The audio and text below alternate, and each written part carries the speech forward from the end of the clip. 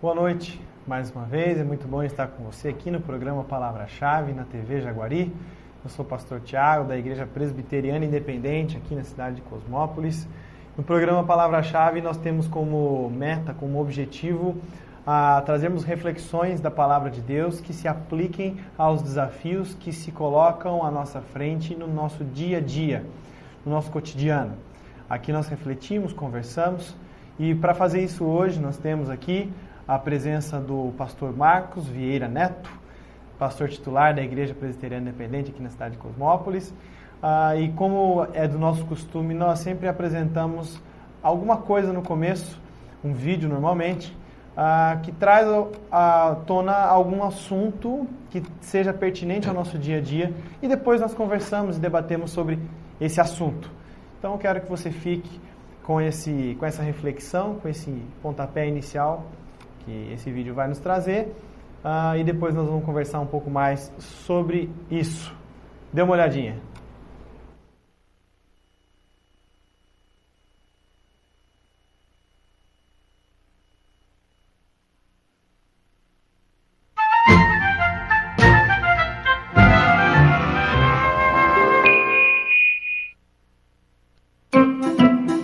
Conheça o Sr. Cara Legal. Você pensa que você é legal? Este cara é muito legal. Bem, eu tento fazer o que é certo. Ele é tão legal que se pessoas fossem para o céu por serem boas, ele seria o primeiro da fila. Ah, que isso? Então, Sr. Cara Legal, você tem guardado os 10 mandamentos? Claro! Você se importa se dermos uma olhada neles e talvez ver o quão bom você realmente é? Ah, ok. Beleza. Aqui está um. Não dirás falso testemunho. Sr. Cara Legal, você já mentiu alguma vez? Já. Quem nunca mentiu? Como se chama alguém que mente?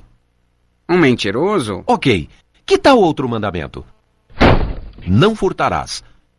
Você já roubou alguma coisa pelo menos uma vez? Nunca. Mas você acabou de dizer que é mentiroso. Bem, eu roubei uns doces quando era criança. E como chamamos alguém que rouba? Ladrão. Ok, vamos tentar outro. Não adulterarás. Esse é fácil. Eu nunca traí minha mulher. Oi, bonitão. Uau, que gata!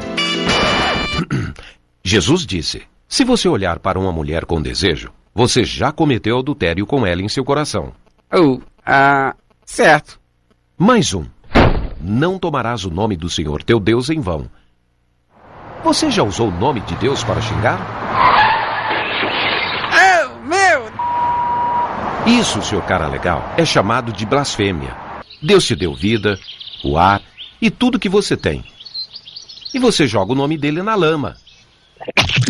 Então, você acabou de admitir que você é um mentiroso, um ladrão, um blasfemador e um adúltero no coração. E isso por apenas 4 dos 10 mandamentos. Tudo bem, eu não sou perfeito. Na verdade, é muito pior do que isso. Imagine que colocássemos um chip no seu cérebro para gravar todos os seus pensamentos por uma semana. E então, mostrar todos os seus pensamentos em uma tela de cinema para todos os seus amigos e familiares verem. Isso seria vergonhoso. Eu sei.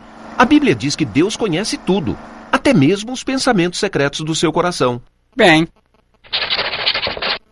comparado com algumas pessoas, eu sou um santo.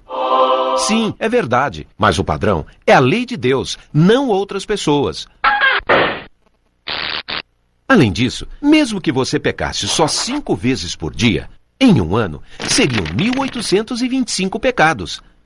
Se você viver até os 70 anos, você terá quebrado a lei de Deus 127.000 vezes. Você terá que responder por cada pecado no dia do julgamento. A Bíblia diz que cada um de nós dará conta de si mesmo a Deus.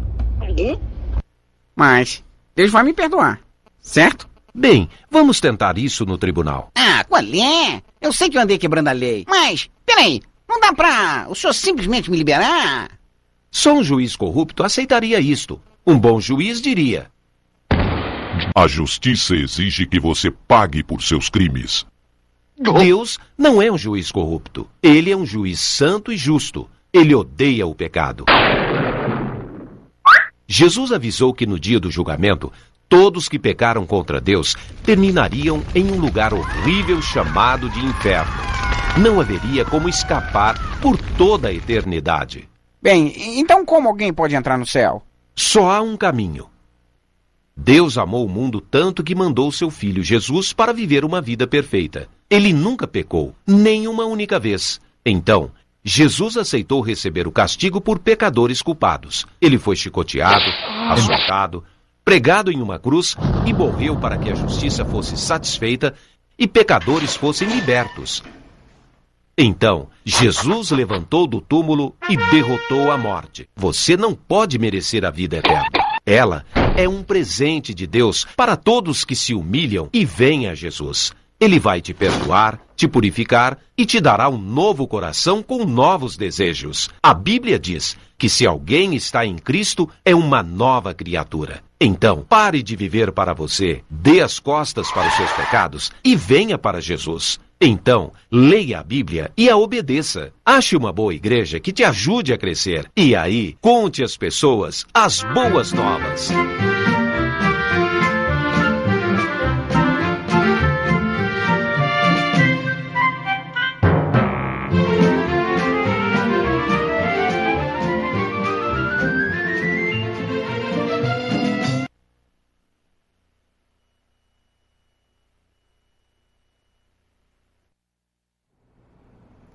Muito bem, temos muitos assuntos, muitos temas são levantados nessa reflexão de uma forma cômica, trazendo para nós alguns assuntos muito sérios. E o principal deles, que acaba desencadeando em outros, mas a palavra-chave nessa história que a gente acabou de assistir, que nós acabamos de ver, tem a ver com o mérito ou não que nós temos em ter a salvação. E isso é muito comum, como se os nossos próprios atos fossem suficientes para que houvesse uma vida eterna. Isso é muito comum e que seja de ser visto, e é muito comum de se ouvir falar nos dias atuais, até mesmo em meios cristãos, infelizmente. E muito disso faz parte da minha e da sua vida. Quando nós, de repente, olhamos para alguém e julgamos essa pessoa, nos julgando melhor do que essa pessoa, ou quando estamos perante situações em que ficamos arrumando desculpas para não fazer aquilo que é certo. Enfim, são muitas coisas para a gente refletir, e como eu disse aqui no começo, o pastor Marcos está com a gente. Pastor, muito interessante essa reflexão, né? E eu queria saber do senhor, o que o senhor acha, ou o que o senhor tem a dizer, o que o senhor pode nos falar com relação exatamente a esse dualismo, a essas duas visões que foram apresentadas, do merecer ou não a salvação. Como o ser humano com a certeza de que ele pode fazer por merecer, mas a Bíblia nos dizendo que por nós mesmos nós não podemos nada. Correto. Esse dualismo é criado porque a inclinação nossa é a de acharmos que Deus lida com meritocracia, né? Que alguém possa, de alguma forma, merecer alguma coisa positiva vinda da parte de Deus, né? E então o ser humano acostumou-se a isso. E o cara legal do vídeo, ele representa bem aquilo que é a síntese do homem hoje, né?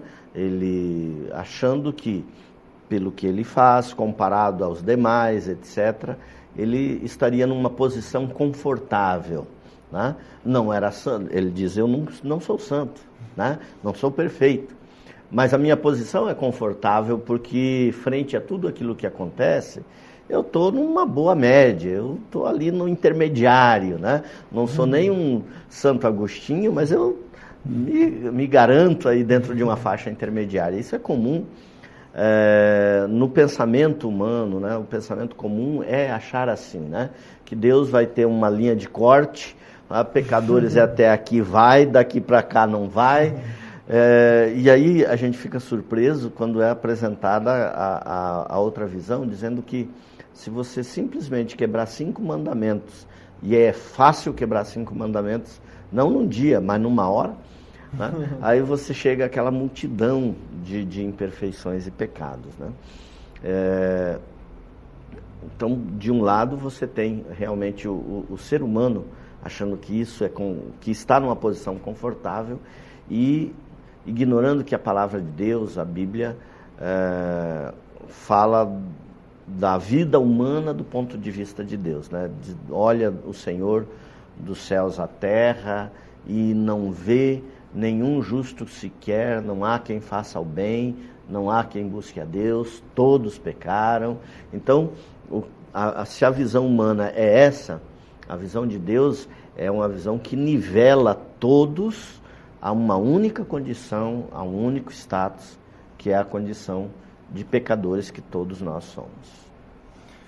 Muito bem. É interessante que, se nós pegarmos esse gancho, essa colocação que o pastor Marcos fez, e ainda acrescentarmos uma pergunta a isso, nós vamos nos aprofundar nesse assunto, porque foi muito bem demonstrado nessa reflexão e nos pontos que foram abordados um outro aspecto, que não importa se as pessoas estão vendo ou não, e esse é um fator que conta muito, a aparência, o que parece para as pessoas. Há um pastor, um homem admirável chamado Carlos Queiroz, e ele escreveu um livro que chama-se Ser é o Bastante. E se nós pararmos para refletir, é verdade, porque estamos tão preocupados em parecer que esquecemos de ser, sem perceber que basta ser que vai parecer. Não é necessário uma maquiagem ou uma camuflagem. Ali, no exemplo que nós vimos, estava nitidamente a questão da mentira ou não, do roubo ou não, do adultério ou não. E isso, é claro que o Senhor, cara legal, não faz nenhuma dessas coisas, né? Mas diante de Deus, tudo isso está mais do que evidente. E a aparência é um dos elementos que move, inclusive, a economia. É a aparência, é uma indústria, é um mercado. E como nós podemos lidar com isso, pastor? Essa tentação de parecer em detrimento do ser. Pergunta fácil, né? Fácil. Fácil, legal. O senhor, cara legal. Na realidade, nós estamos também lidando com a ideia de para quem nós estamos vivendo, né? Quando você procura transparecer ou parecer alguma coisa, parecer ser alguma coisa, você está levando muito em conta aquilo que os outros pensam. Não que o que os outros pensam não seja importante, é bom. Você está alinhado dentro de um bom conceito. Mas quando você vive exclusivamente para atender aquilo que os demais pensam, a aparência é suficiente, né? Você conseguindo armar o seu teatro diante dos homens e conseguindo sustentar uma imagem de um cara legal, de um cara bom, etc., já é suficiente, né? E não é tão difícil fazer isso, né? Não é tão difícil você forjar uma imagem, uma aparência diante das pessoas. Difícil, sim, é viver, né? Só que nós não vivemos para as outras pessoas, nós vivemos para Deus, né? E o que importa é realmente o que Ele pensa de nós, como Ele nos vê. E então, por isso, o ser, o apelo a ser é muito importante, né?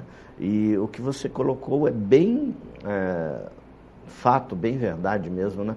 Se você né? Se você se preocupar em ser, fatalmente vai aparecer isso, né?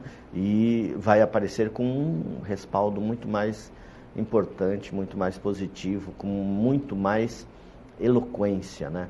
Quando você é aquilo que você vai refletir aos olhos dos demais, se torna muito mais eloquente, né? Se a gente pensar no nosso dia a dia e como nós nos relacionamos com as pessoas, pense no seguinte exemplo.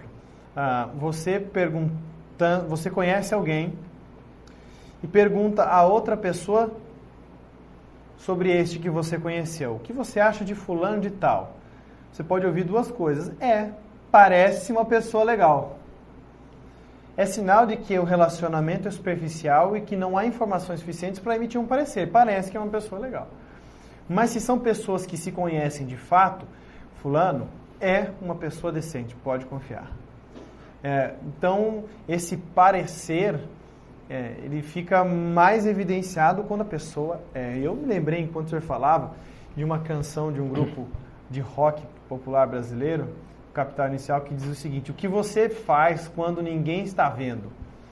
E essa é a realidade. Como se tem exemplos na minha família sobre isso, de pessoas com diabetes que comem doce escondido.